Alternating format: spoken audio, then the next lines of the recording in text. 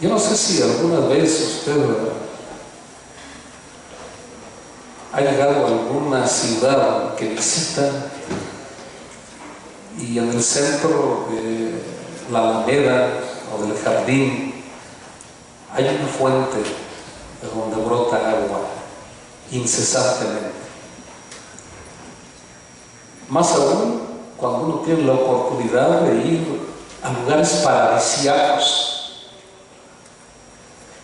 y puede contemplar que de la tierra brota un borbotón de agua que no para, incesantemente también. Esto nos hace pensar en Dios.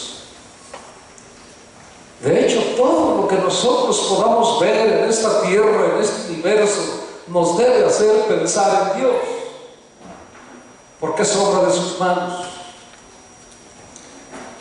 Ayer veíamos un video con el que cerramos nuestra materia de los atributos de Dios, de la personalidad de Dios. Y lo cierto es que terminamos, al menos yo y quizá algunos más, con lágrimas corriendo por nuestras mejillas, y no tuvimos más que cantar cuán grande es Él.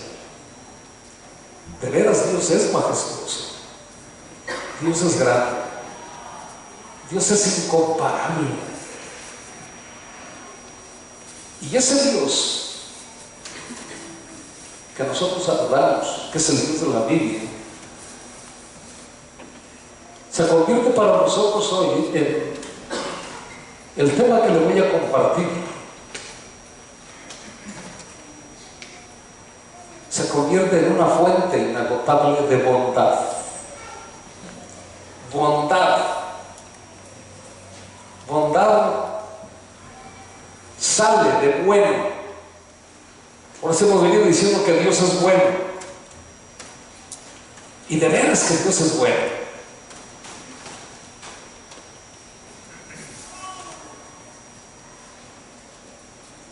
Tomado como base lo que está escrito en 1 de Pedro, capítulo 5, versículo 10, donde Pedro en su primera frase dice algo muy trascendental. Mas el Dios de toda gracia, escúcheme, de toda, o sea, nada se queda fuera de Él.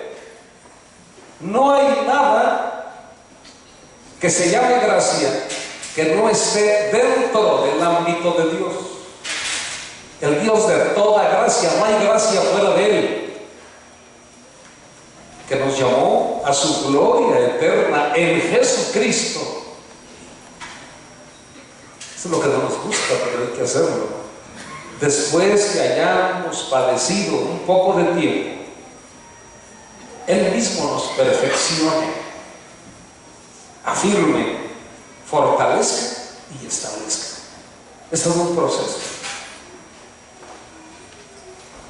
Dios nos da la salvación de manera instantánea, pero a través de su Espíritu se encarga de iniciar un proceso en nuestra vida, a través del cual ese llamamiento que nos hace para entrar en su gloria eterna nos debe llevar por senderos a veces de padecimientos. Por eso el sufrimiento es algo normal, como lo hemos dicho, en la vida del ser humano, aunque sea cristiano. Pero dice por un poco de tiempo, no es un sufrimiento permanente. Y a través de ese sufrimiento Él nos moldea nuestro carácter y nos perfecciona, como el alfarero agarra el barro y le va dando forma. Y a través de ese perfeccionamiento Él va afirmando nuestra confianza en Él, porque nos damos cuenta lo que Él está haciendo en nosotros. Vale la pena estar en las manos de Dios y dejar que Él haga su obra. y nos afirma en la fe y en la confianza en Él.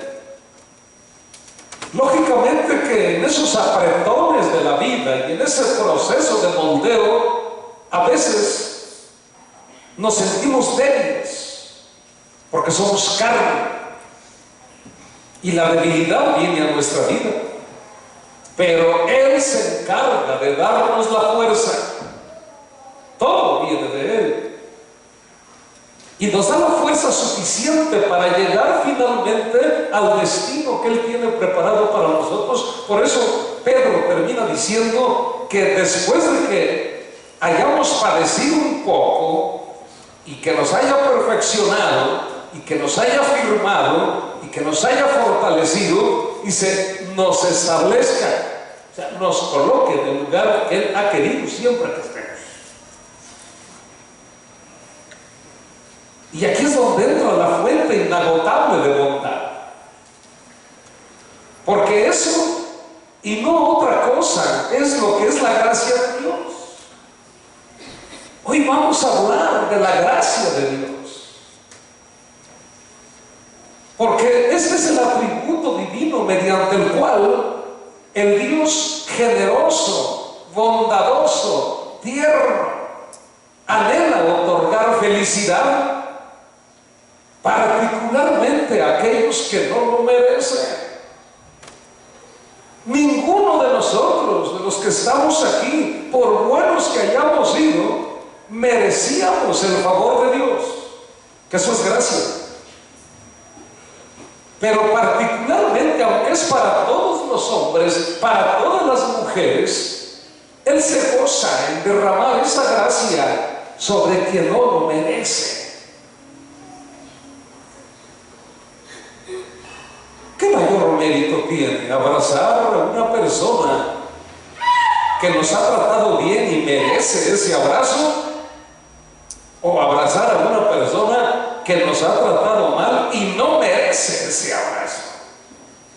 Esa es la gracia. Y Dios, a través de este atributo de la gracia, le da felicidad a quienes no merecen ser felices. Si tuviéramos que decir esto de otra manera, la gracia es el favor que Dios le concede a quien injustamente está desaprobado. No, a quien justamente está desaprobado. Yo estoy reprobado. Y es justo que el castigo venga sobre mí. Es justo. Pero Él me da su favor y no me castiga, sino me perdona. Eso es gracia. Sin embargo, esta profundidad como verdad divina debemos primeramente recibirla de parte de Dios, retenerla en la mente y en el corazón y digerirla, asimilarla en su total dimensión, en su grandeza, en su majestad, para la cual podemos nosotros concentrar este atributo divino en una sola frase. La gracia no es algo que Dios tenga, es algo que Dios es. Es algo que Dios es. Por eso nunca se agota. Hablamos de fuente inagotable. Dios no se puede agotar, Dios no se puede desgastar. Entonces, como esa fuente que brota y brota y brota y brota, y la gente va y bebe y bebe y bebe y bebe y bebe, nunca se acaba. Así es la gracia de Dios. No puede llegar una persona un día y decirle: Señor, necesito tu favor. No tengo, se me agotó, llegaste demasiado tarde. No. Por eso es una fuente inagotable. Porque Dios es la gracia y la gracia es Dios. Tendría que dejar de existir Dios o dejar de ser. Y en ese momento dejaba de ser Dios si dejara de ser gracia. Si hemos de conocer a Dios como Él es, mis amados, esto debemos entenderlo bien, porque un conocimiento real de Dios le da fundamento, fuerza a nuestra fe. Por eso la gente tiene una fe fluctuante, porque no tiene un concepto claro de quién es Dios. Si yo conozco a Dios como la fuente inagotable de gracia, mi fe se afirma en Él. Esa es la razón por la cual el apóstol Pedro comienza diciendo: el Dios de toda gracia, de toda gracia. Así que, en relación a este atributo de Dios, es necesario pararnos a analizar algunos aspectos que nos van a servir muchísimo para entender a Dios, al Dios de la gracia. Algo que es y que es para otros necesita un conducto. Déjeme decirle, usted ve los almacenes como Soriana y como Urrera, usted siempre que llega ve ahí los estantes llenos de artículos que se necesitan para vivir. Lo que nunca nos hemos preguntado es cómo llega eso y siempre está ahí ordenado. Hay un conducto que nos lleva. Dice usted, en la mañana temprano se levanta y ve, hay trailers descargando esos productos y la gente llega ya y los toma. Antier me encontraba yo los trailers, no dejaba pasar Soriana.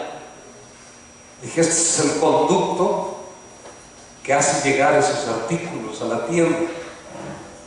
Bueno, para que la gracia llegue a nosotros, solo hay un conducto. Jesucristo es el único conducto a través del cual la gracia fluye, la gracia divina. Déjame ponerle otra ilustración breve. Antier oía una noticia ayer que las pérdidas para Petróleos Mexicanos son multimillonarias por los robos de combustible a través de tomas clandestinas. Se llaman ductos. Hay ductos donde de las refinerías corren hacia las estaciones.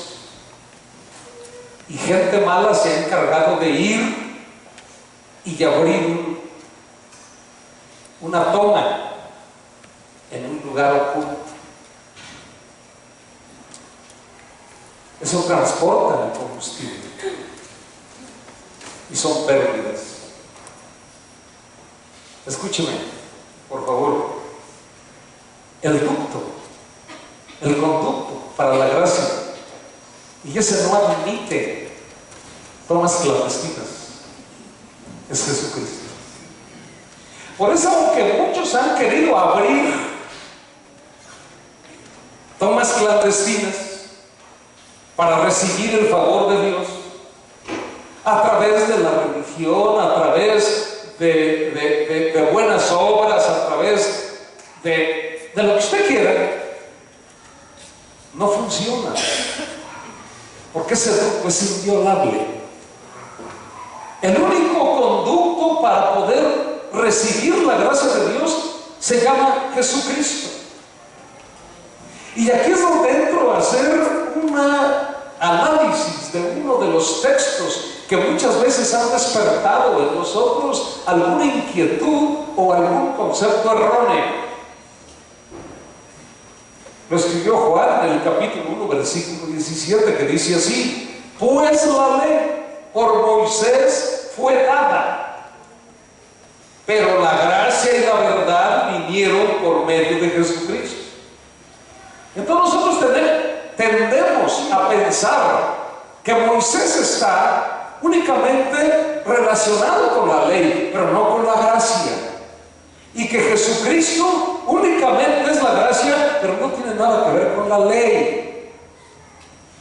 Eso es lo que normalmente la gente piensa. Pero esto que hemos leído, de que la ley vino por Moisés y la verdad y la gracia por Jesucristo, no quiere decir que Moisés haya conocido exclusivamente la ley y que Jesús haya conocido exclusivamente la gracia, y que los judíos hayan recibido solamente la ley y que nosotros hayamos recibido solo la gracia. No. Todo desde la historia, en el primer hombre que Dios creó, y aún en el universo entero, cuando Él creó los cielos y la tierra, está la gracia de Dios.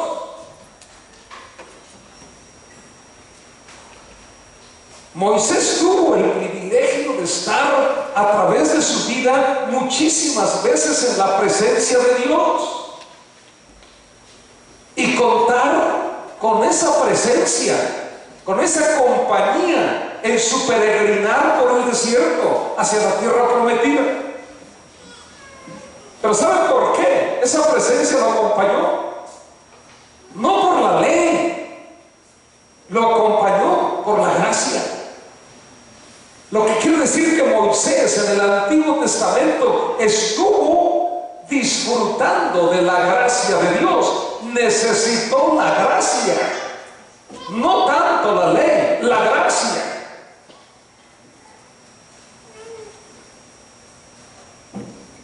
Él le pide a Dios su compañía, que no lo deje, que vaya con él y el pueblo.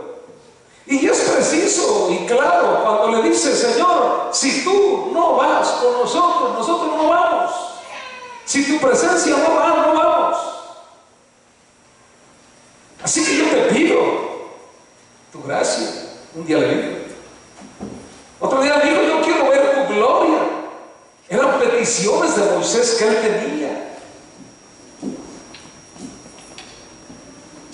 Y escuche lo que el Señor le contesta: también haré esto que has dicho, por cuanto has hallado gracia en mis ojos,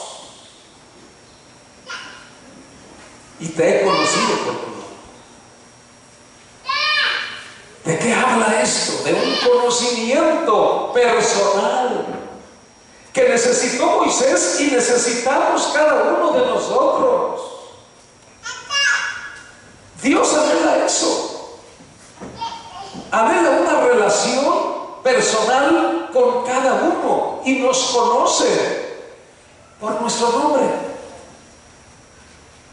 En ese video que veíamos ayer se hablaba de millones, de billones, de trillones, de cuatrillones de estrellas que nunca el hombre ha podido ponerle nombre, ni siquiera la más ínfima parte de ellos. Y a través de la Escritura decía que Dios le pone nombre a cada una de las estrellas, las conoce. Aún aquellas que ya explotaron las novas y que su resplandor viene a través del espacio que ya no existe, él sabe cuáles dejaron de existir.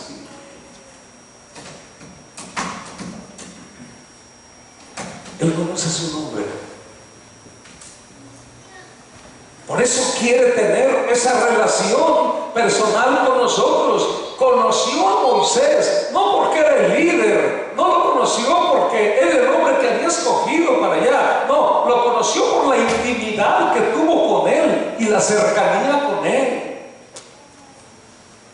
¿Qué hizo la búsqueda insaciable de la presencia de Dios en Moisés? Le dio gracia con Dios. has hallado favor conmigo, Moisés, y te he conocido por tu nombre, por eso te voy a dar lo que me pides.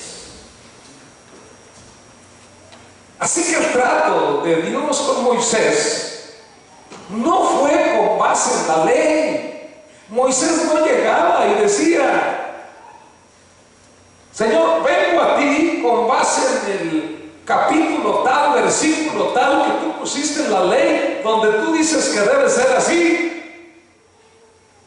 Los que llegaban así eran los fariseos, donde llevaron a la mujer adúltera, nos sacaron la ley y dijeron: a ver, Jesús, la ley dice. Sí, pero Jesús no solo conocía la ley, sino era la gracia, y aplicó la gracia, y la mujer tuvo una oportunidad nueva de vida, no fue muerta, le dio un destino distinto, porque usó la gracia. Así que Moisés no llegaba con la ley en la mano, sino en la gracia. Ahí fundamentó su relación, y de esto Moisés estaba consciente. Escuche, Éxodo 33:13. Ahora pues, está hablando Moisés, si he hallado gracia en tus ojos. O sea, no dice: si te has dado cuenta que me sé toda la ley, o que he cumplido toda la ley. No, si he hallado gracia en tus ojos, te ruego que me muestres ahora tu camino para que te conozca y halle gracia. Quiero seguir más gracia en tus ojos. Y mira que esta gente es pueblo tuyo. Tengo un trabajo grande que hacer, pero necesito tu gracia, Señor. ¿Qué necesitaba Moisés para guiar al pueblo, para llevarlo al lugar indicado? Sí hace mención a la ley y había que cumplirla y había muchas cosas, pero sabía que el pueblo no podía cumplir la ley, y por eso decía: necesito conocerte y necesito hallar gracia ante tus ojos. Y considera esto, hombre, yo sé que has establecido tu ley, pero este pueblo necesita tu gracia. La relación de Moisés se basó en la gracia, no tanto en la ley. Por eso esa gracia divina es el único medio de salvación desde el comienzo de los tiempos, y lo será hasta el final. Erróneamente muchos cristianos pensamos que nosotros somos salvos por gracia, pero los antiguos fueron salvos por la ley. No, no. Desde el Antiguo Testamento Dios actuó no solo en la ley, sino lo hace en la gracia. Y Dios actuó en la gracia en el Antiguo Testamento y en la gracia en el Nuevo Testamento, porque no podemos separar gracia de Dios. Dios es la gracia, y el que actuó en el Nuevo Testamento actuó en el Antiguo Testamento. Dios es inmutable, por eso no pudo hacerlo de una manera en la antigüedad y de una manera ahora. Él es inmutable.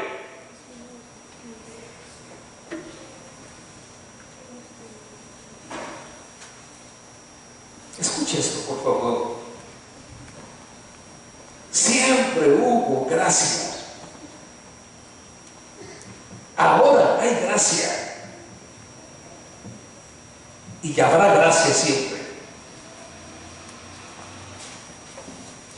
porque está en el corazón de Dios, porque es esencia de Él. Por eso es la fuente inagotable de favor para el hombre. ¿Qué nos esto que hemos visto hasta aquí, que nadie fue salvado antes, nadie será salvado ahora, ni nadie será salvado jamás, si no es por la gracia.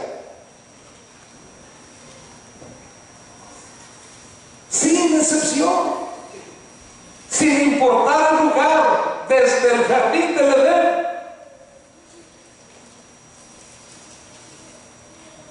hasta el último hombre que se arrepienta en la tribulación, antes de que caiga la cortina, todos serán salvos por gracia. La gracia es el único medio de salvación a través de Jesucristo. De aquí emana una de las doctrinas más poderosas que el cristiano debe conocer. Solo Cristo salva, nadie más. En forma de broma, yo siempre lo digo. Él dijo: yo soy el camino, la verdad y la vida, y nadie viene al Padre si no es por mi mamá y por mí. Eso dijo. O si no es por un negrito que va a existir, o si no es por un santito de los imposibles. Se va a llamar Judas y va a ser mi hermano. Él nunca dijo eso. Como cristianos tenemos que tener la mente abierta para entender con toda claridad. Y en ninguno otro hay salvación, porque no hay otro nombre debajo del cielo en el cual podamos ser salvos. Su nombre es Jesucristo. Solo Cristo salva. Nadie más. Tenemos una referencia al final de los tiempos.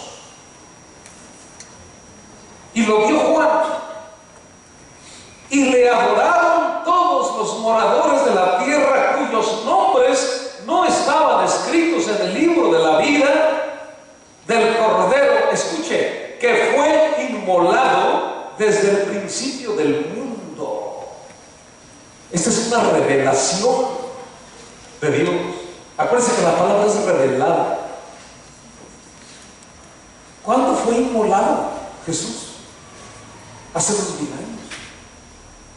No, aquí dice que fue desde el principio. ¿Y sabe cuál es el principio? El principio, estamos hablando de un Dios sabio, en el cual no existe el tiempo para Él. Todo es presente. No hay pasado, no hay presente, no hay futuro. Todo es presente para Dios. Su mente abarca todo así.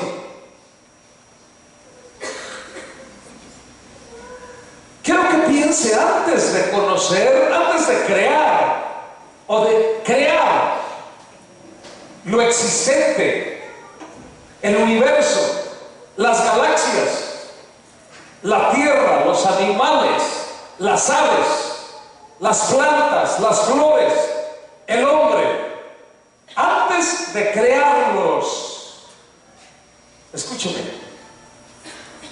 Él ya sabía que aquel hombre que Él iba a poner y aquella mujer en aquel huerto que creó específicamente para Él, iba a fallar.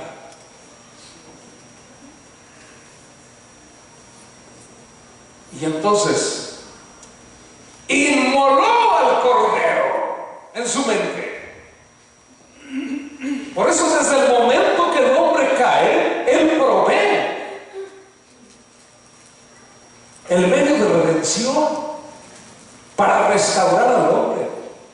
O sea, se lo digo de otra manera, en la mente infinita de Dios, Cristo, el Cordero, fue inmolado desde antes de la creación.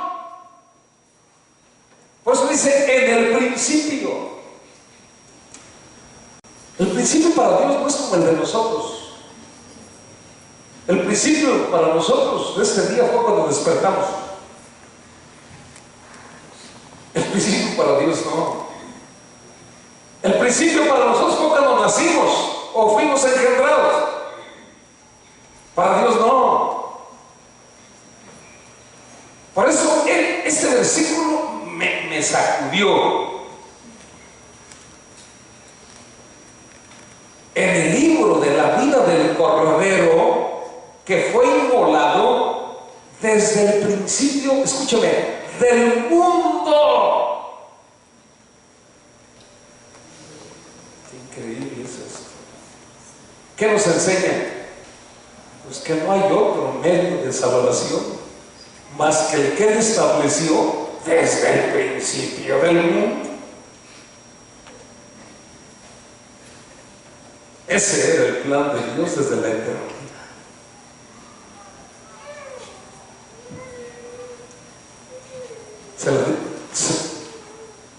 Se lo digo con una frase coloquial. A ver,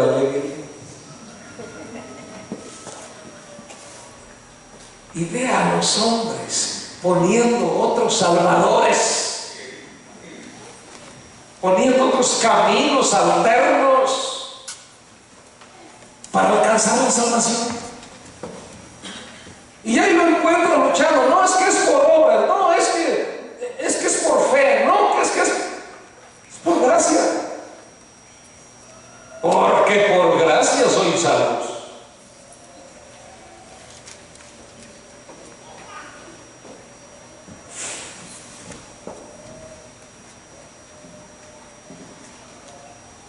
Vamos a la antigüedad rapidito.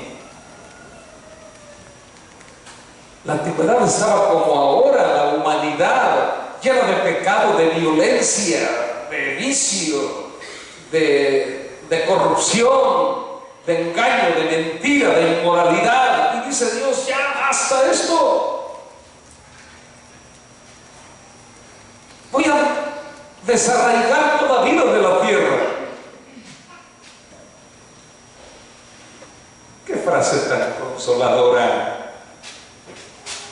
Se salvó un hombre y su familia. ¿Y saben por qué se salvó? No porque era bueno, no porque observaba la ley. Todavía en ese tiempo la ley no se daba. Escuchen. Pero Noé halló gracia ante los ojos de Dios. ¿Qué libró a Noé y a su familia de la muerte en el diluvio?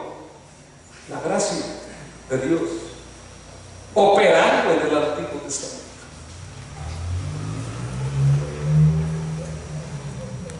Ahora nos vamos a la iglesia primitiva y le puedo hablar de Moisés, y le puedo hablar de David, y le puedo hablar de los profetas, y todos experimentaron la gracia de Dios.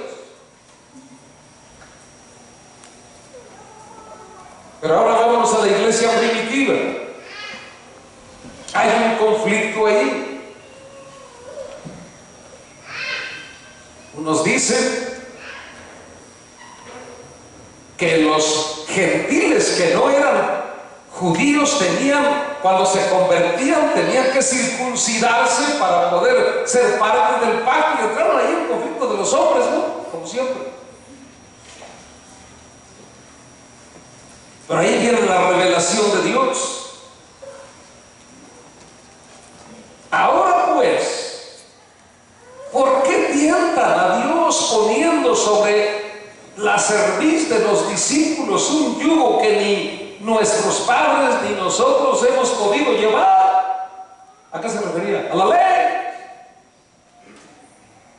Antes creemos que por la gracia del Señor Jesús seremos salvos de igual modo que ellos. ¿Qué le quiero decir? Que esa misma gracia, por esa misma gracia, en el tiempo de la iglesia primitiva fueron salvos judíos y gentiles. Y ya estamos en el Nuevo Testamento. Y aquí miren lo que aplica a nosotros. Han pasado 2000 años de eso. Pero Dios previó el mensaje para nosotros, para que nos quitemos tenebras de la mente. Por esa gracia somos salvos nosotros. Ni que es porque es muy bueno, porque ha hecho un gran esfuerzo por ya no pecar, o porque no somos salvos pues. Porque por gracia, por favor inmerecido de Dios, son salvos por medio de la fe. Y esto no es de ustedes, pues es un don de Dios, no por obras, para que nadie se gloríe. ¿Qué le podemos decir a Dios? ¿Cómo nos plantamos con Él, Señor? Es que yo merezco entrar al cielo por esto.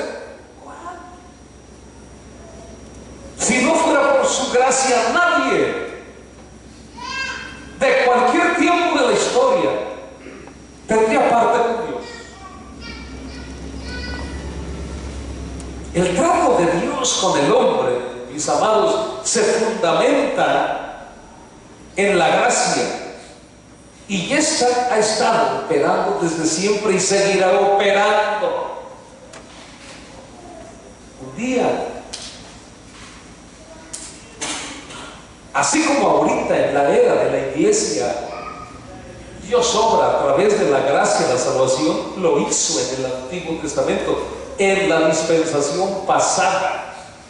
Y cuando la iglesia se ha levantado y venga la última etapa de la humanidad, incluida la gran tribulación, los mártires, todo, la gente será salva por gracia.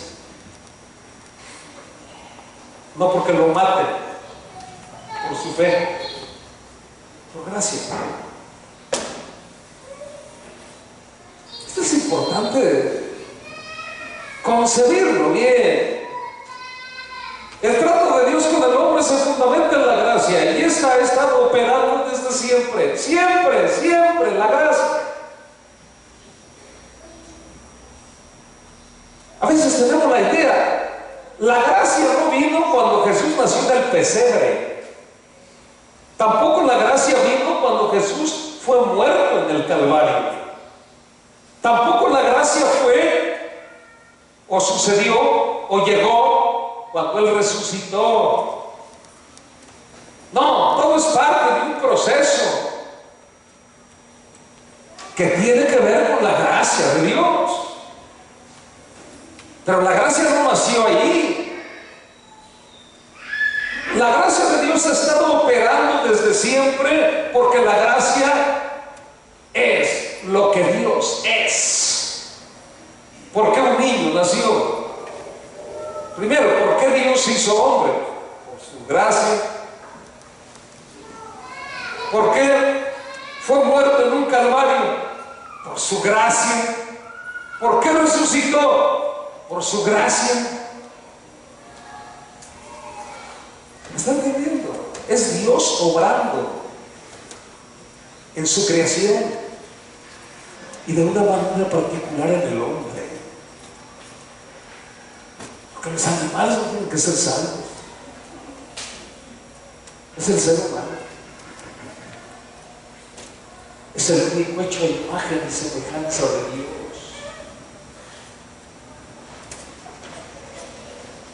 Es el único que tiene razón, capacidad para entender esto, no a plenitud a Dios, pero lo suficiente en esta mente finita que le es necesario para su salvación. Nada más.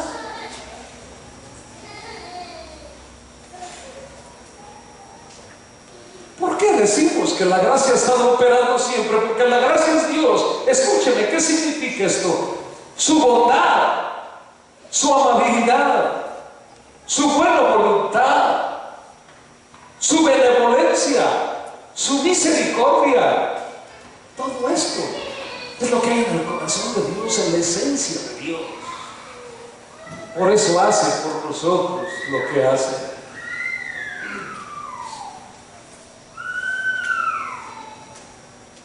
Si no fuera así, mis queridos,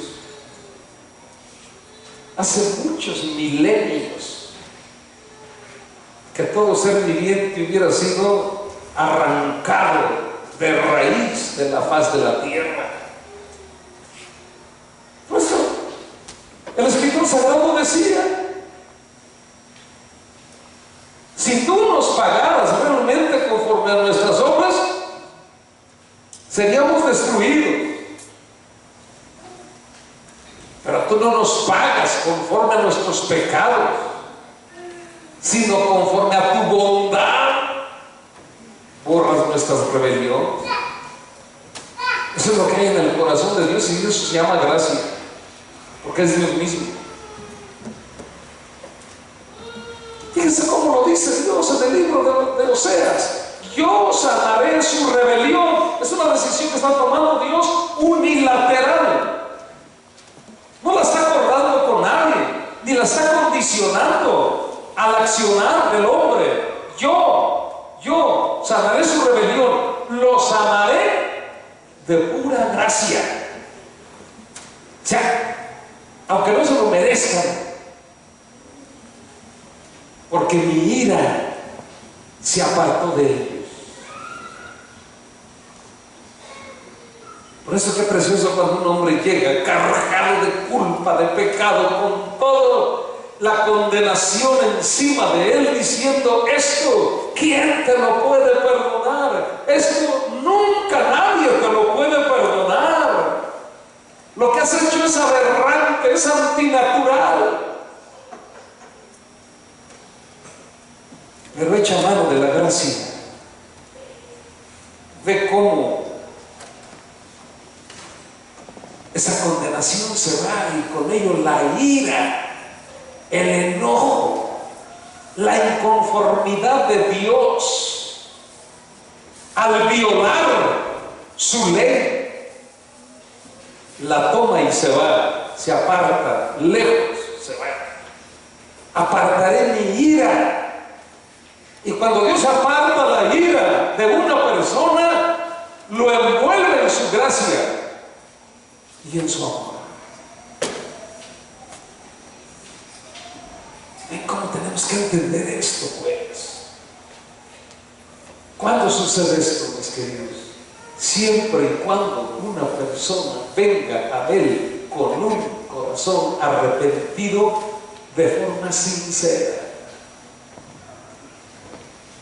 no de labios. Es cuando el corazón se conmueve y dice: ¿qué? Iba a decir una palabra, pero lo están grabando. Soy rebelde.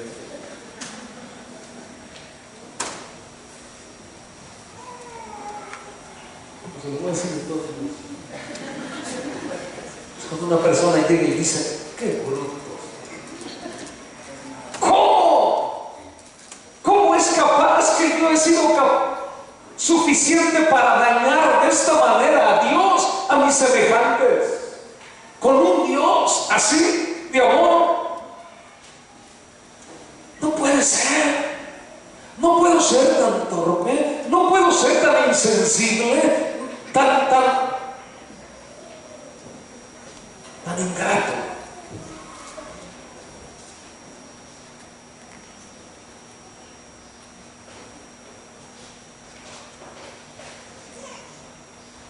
A ver, ante esta gracia, ¿qué pecador puede justificar, decir: no, yo no voy porque a mí me va a tratar como en feria, me voy, mejor no? ¿Se acuerdan de lo que hemos oído? Esa voz. Un día le voy a platicar sobre la voz, sobre una voz que se ha dejado oír, no de 2000 años para acá. Desde que el hombre es hombre se ha dejado oír esa voz.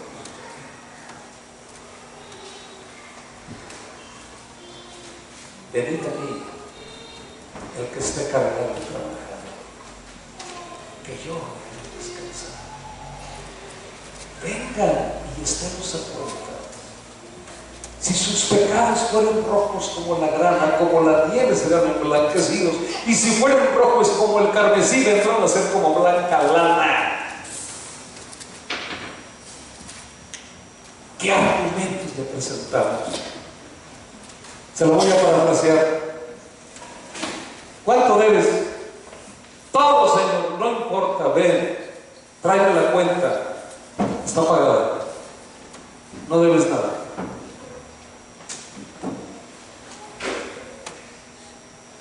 ¿Cuál es el error? Que mucha gente no ha entendido la gracia y quiere pagar la cuenta.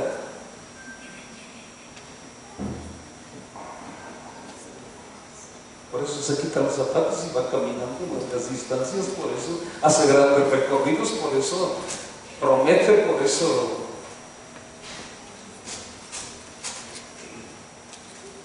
se sangra la espalda, por eso se ponen nopales de aquí.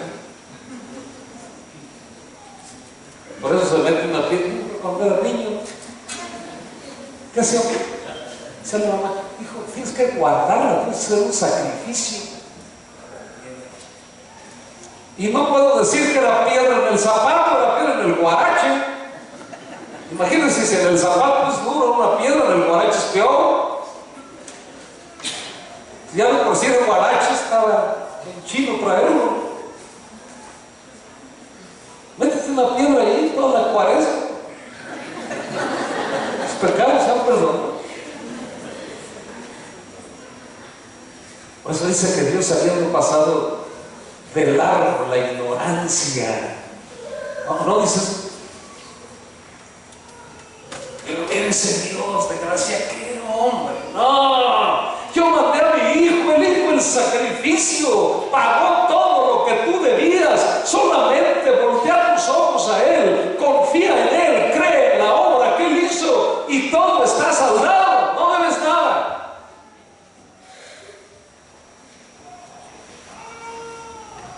Como dicen las subastas, ¿quién no más?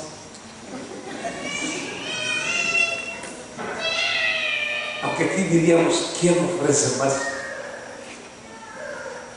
Por eso a la mucha gente no le entra el 20, ¿me entiendes? ¿Cómo? ¿Yo maté? ¿Yo engañé? ¿Yo? Si supieran, me dicen Gabino Barrera. Tengo hijos por donde quiera. ¿Cómo voy a llegar nada más así? Ya, perdóname, olvidado. Bueno, pues aquella mujer, escúchame, si se le hace poco, había tenido 7, no 2, ni 1, 3. Mujer, ni yo te condeno, no pasa, no peques más. Estamos amando, se acabó. Ese es el Dios de gracia, mis amados.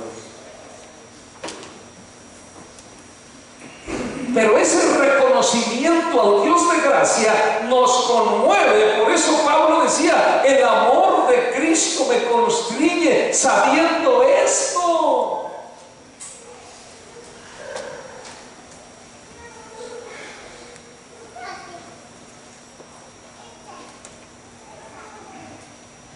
¿Qué me importa ya, como dijo Cándido, que estén tan frías? ¿Qué me importa que sepan a no sé qué? ¿Qué me importa que sea una verdad? ¿Qué me importa? No me importa nada. No me importa, ¿ves?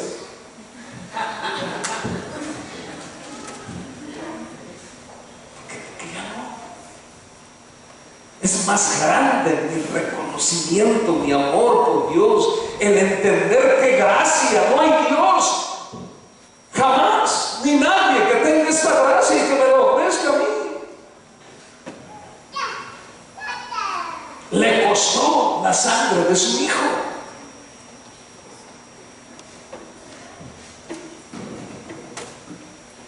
Déjeme terminar. La gracia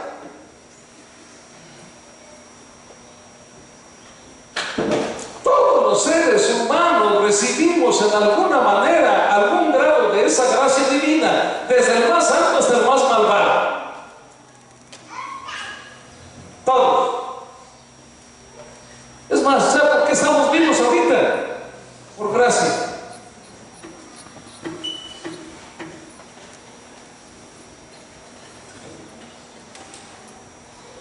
versículo que es tremendo, que nos va a enseñar que la gracia no sobreabunda en Dios más que cualquier otro de sus atributos, que son varios. Lo que quiere decir es que abunda más que cualquier otra cosa en nosotros.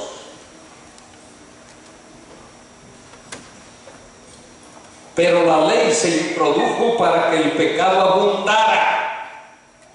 Muchos cristianos erróneamente dicen, es que tengo que pecar para que la gracia abunde. Si no, ¿cómo va a sobreabundar la gracia? Si no peco, así dice la Escritura, no, así no dice.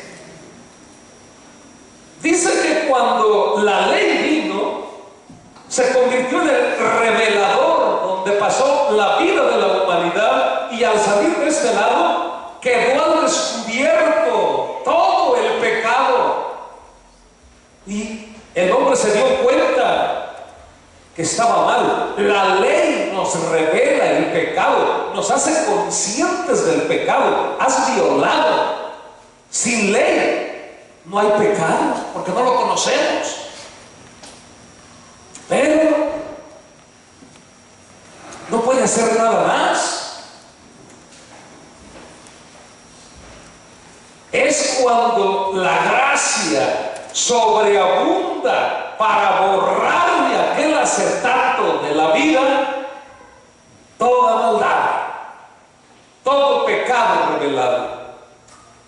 Esto quiere decir literalmente que sin importar cuánto haya pecado un hombre, ni en qué tiempo y lugar lo haya hecho, la gracia divina es suficiente para perdonarle si viene en arrepentimiento sincero. Ya deje de cargar sus culpas, hombre, por favor. No se empeñe en seguir cargando eso. Está como el soldado aquel, ¿no?, que después de la Segunda Guerra Mundial pasaron 5 años o 10, y por allá un día salió en Vietnam, no me acuerdo la guerra esa, pero salió un soldado con su camuflaje todavía, buscando al enemigo, cuidándose del enemigo, y lo encuentra un campesino allí ya arando. ¿Qué haces aquí? No estamos en guerra. No, hombre, la guerra terminó hace 10 años. Se hizo un armisticio, papá. Así andamos a veces nosotros en cuanto al pecado. Es que mi pecado, no, es que cuando yo era señorita, no, pues es que en tal fecha hice esto, no, en tal fecha me robé aquello, no, en tal fecha me robé aquello. Cuando usted vino a Jesús, y si no ha venido, y hoy puede venir y decirle, Señor, yo no quiero más pecados ocultos, no quiero más condenación en mí, yo he hecho mano de tu gracia es suficiente, quiero que opere en mí, confieso mis pecados delante de ti, me arrepiento, me duele, se acabó.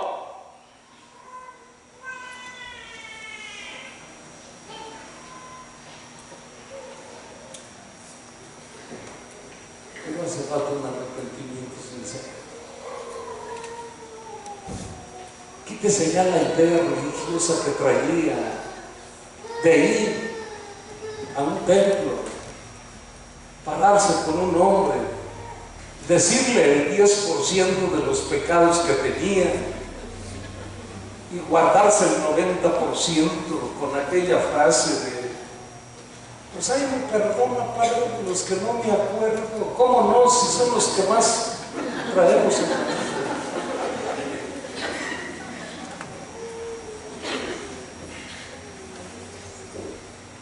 Yo te observo. Al otro día estábamos, exacto, si no es que ese mismo día, en las mismas, de las mismas. Y era nunca acabar, era un engaño, un ocultar nuestra real condición. No, es salir y decir, les he dicho esto a los muchachos de Inca, a los alumnos. Muchachos, cuando ustedes salgan Salgan con la convicción: yo soy una nueva criatura. Eso ya no tiene para mí significado. No soy lo que era. Soy alguien distinto. Se acabó.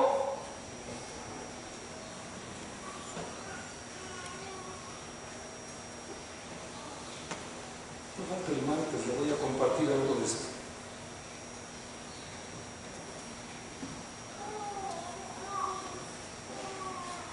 Así que cuando la luz de la ley queda descubierto el pecado, la gracia sobreabunda sobre el más vil pecador, justificándolo delante de un Dios justo, para que así como el pecado reinó por la muerte, así también la gracia reine por la justicia para vida eterna, mediante Jesucristo, Señor nuestro.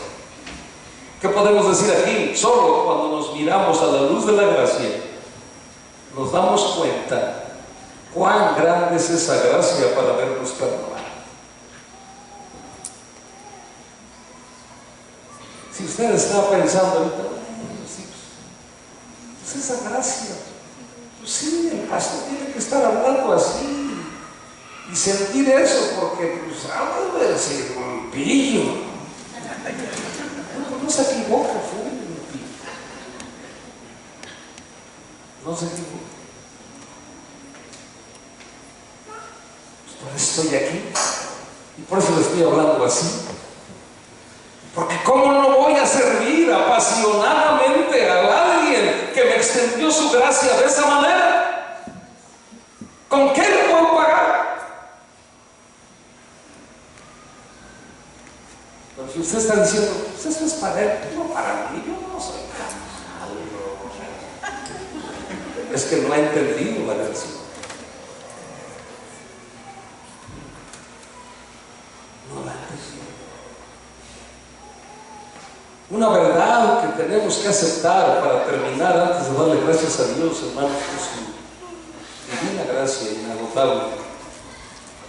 Escucha esto: la humanidad completa, igual que el hijo pródigo, estando en un palacio, se fue a un chiquero y ahí se enlodó y se contaminó de los cerdos, y fue tal su necesidad de su hambre que comía la misma comida de los cerdos. Toda la humanidad. Pero la noticia es que eso le pasó porque se identificó con Adán. Adán dejó la tendencia al pecado metida en el genoma humano, pero volvió esa humanidad en Cristo, el segundo Adán, a los brazos del Padre de gracia. E igual que en la parábola, lo abrazó. No digas más, estás en casa, tienes mi favor, todo queda olvidado.